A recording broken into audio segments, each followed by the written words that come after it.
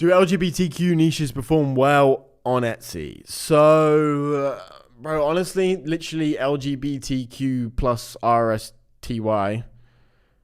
There's like, bro, they're like 2% of the population. So really, they're not a very, very big market. That's one thing I will say. But yeah, it does perform well, but like not as well as you think it does. Everyone thinks LGBT, that gay shit. I'm just saying gay shit. I'm not saying that fucking bullshit. Gay stuff doesn't really perform as well as you think it does. There's actually way less gay people than you think there is. Like there's tiny amount, 2% of the population.